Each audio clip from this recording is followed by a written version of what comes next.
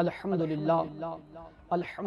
رب العالمین والصلاة والسلام علی سید الانبیاء والمرسلین اما بعد فاعوذ باللہ من الشیطان الرجیم بسم اللہ الرحمن الرحیم پڑھیے الصلاة والسلام علیکہ یا رسول اللہ وعلی آلکہ واصحابکہ یا حبیب اللہ الصلاة والسلام علیکہ یا نبی اللہ وعلی آلکہ واصحابکہ یا نور اللہ۔ فرمان مصطفیٰ صلی اللہ تعالی علیہ وآلہ وسلم کہ جو شخص دنیا میں مصطفیٰ صلی اللہ تعالی علیہ وآلہ وسلم پر جتنا کثرت سے درود و سلام پڑھے گا، اللہ رب العالمین قیامت کے دن اس شخص کو اتنا ہی مصطفیٰ صلی اللہ تعالی علیہ وآلہ وسلم کے قرب میں جگہ عطا فرمائے گا۔ تو کثرت سے ہمیں لجپال محبوب صلی اللہ تعالی علیہ وآلہ وسلم کی ذات اقدس پر درود و سلام پڑھتے رہنا چاہیے۔ آج انشاءاللہ عز و جل ہم مختصر سے وقت میں دعا کی اہمیت کے متعلق سنیں گے کہ دعا کی عبادت میں حقیقت کیا ہے، دعا کی عبادت میں مقام اور مرتبہ کیا ہے، اس کے متعلق انشاءاللہ عز و جل ہم کچھ سنیں گے۔ قرآن کریم فرقان حمید میں اللہ سبحانہ وتعالی ارشاد فرماتا ہے ادعونی استجب لکم، مجھ سے دعا مانگو میں تمہاری دعا کو قبول کرتا ہوں، دعا کو قبول کرتا ہوں۔ اب دعا مانگنے میں 5 حکمتیں ہیں، دعا مانگنے میں 5 حکمتیں ہیں۔ پہلی حکمت کہ جب بندہ دعا مانگتا ہے اپنے رب تعالیٰ سے تو اس میں اللہ رب العالمین کے حکم کی پیروی ہوتی ہے، اللہ رب العالمین کے حکم کی پیروی ہوتی ہے۔ نمبر 2، جب بندہ رب سے دعا مانگتا ہے تو اس میں رسول کائنات صلی اللہ تعالی علیہ وآلہ وسلم کی سنت کا بھی شرف ملتا ہے، یعنی کہ اتباع سنت کا شرف حاصل ہوتا ہے، کیونکہ کریم آقا صلی اللہ تعالی علیہ وآلہ وسلم اکثر اوقات دعا مانگا کرتے تھے۔ تیسرا، جب بندہ دعا مانگتا ہے تو اس میں اطاعت رسول کا شرف بھی حاصل ہوتا ہے، کیونکہ رسول کائنات صلی اللہ تعالی علیہ وآلہ وسلم اپنے غلاموں کو دعا کرنے کی تاکید فرمایا کرتے تھے۔ نمبر 4، جب بندہ اپنے رب سے دعا مانگتا ہے، بندہ اپنے رب سے دعا مانگتا ہے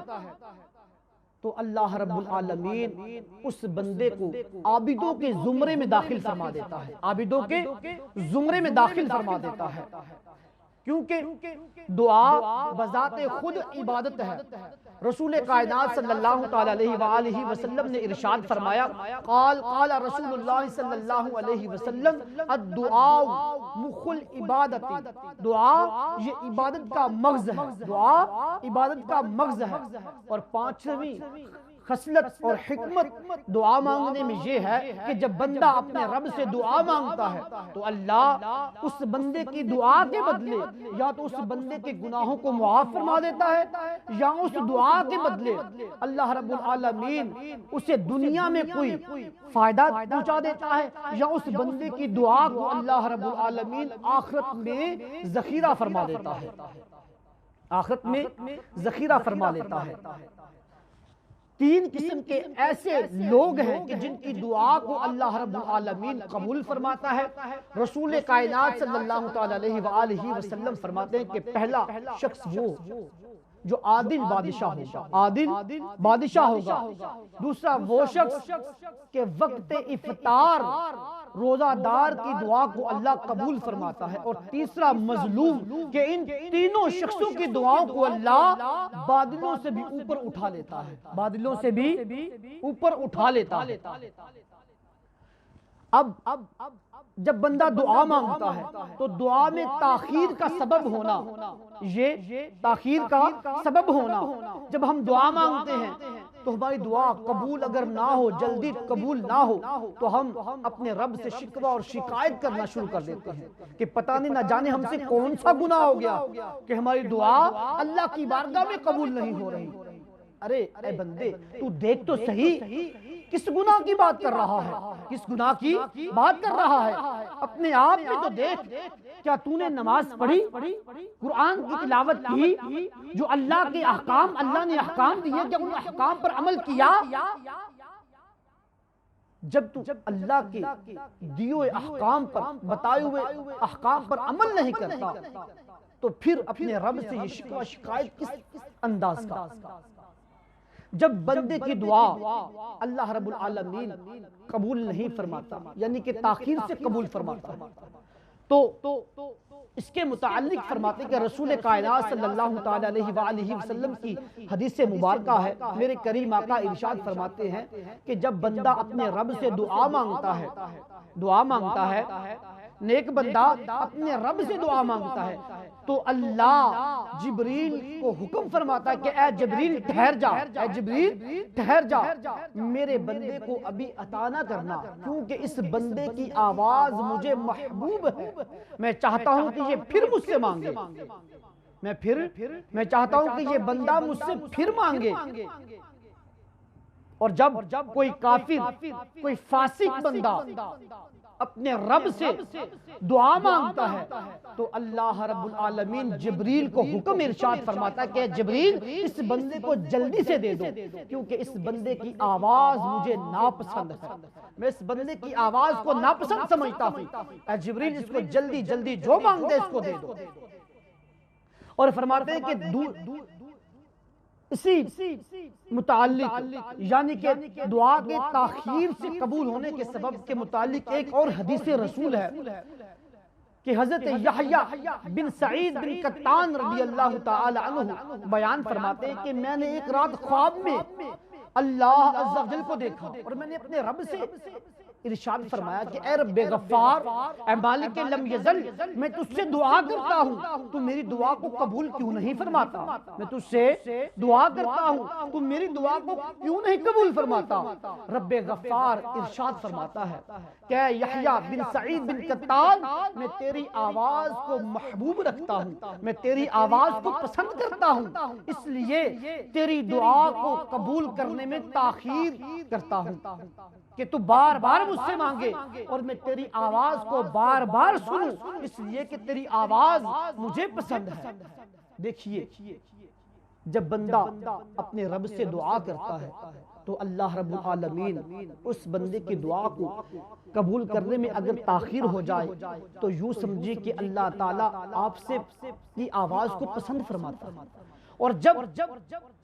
اللہ رب العالمین کسی کو دے دیتا ہے، جلدی عطا کر دیتا ہے،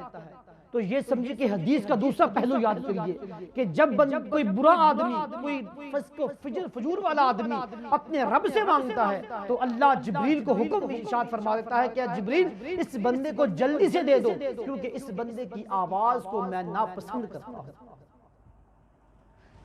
دعا، جب بندہ اپنے رب سے دعا مانگتا ہے تو میرے مصطفیٰ محبوب کبریاء صلی اللہ تعالیٰ علیہ وآلہ وسلم ارشاد فرماتے ہیں کہ دعا جب بندہ مانگتا ہے،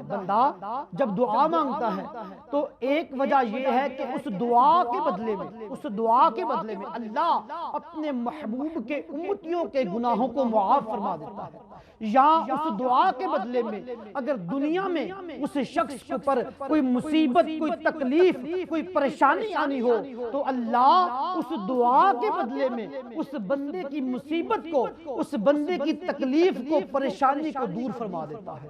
اور تیسرا فرماتے ہیں کہ جب بندہ اپنے رب سے دعا مانگتا ہے تو اللہ تعالیٰ اس بندے کی دعا کو آخرت کے لیے جمع فرما لیتا ہے، یعنی کہ آخرت میں جمع کر لیتا ہے۔ جب بندہ مرتا ہے، مر کر آخرت میں پہنچتا ہے، قبر میں پہنچتا ہے تو اپنی دعاؤں کے صلے کو دیکھتا ہے، اجر کو دیکھتا ہے، تو وہ دعا کرتا ہے کہ کاش دنیا میں میری کوئی دعا بھی قبول نہ ہوئی، دنیا میں میری کوئی دعا بھی قبول نہ ہوئی ہوتی۔ تو دیکھیے اللہ رب العالمین ہمیں دعا مانگنے کی توفیق عطا فرمائے، اور دعا مانگتی رہنا چاہیے، کیونکہ دعا بذات خود عبادت ہے۔ جس طرح ہم دوسری عبادات کرتے ہیں اسی طرح دعا بھی ایک عبادت ہے۔ تو اللہ رب العالمین ہمیں دعا مانگنے کی توفیق عطا فرمائے، اور اپنے رب تعالیٰ سے یہ جو دعا کا ایک تعلق ہے اس تعلق کو جڑے رکھنے کی توفیق سعید عطا فرمائے۔ وآخر دعوانا الحمدللہ رب العالمین۔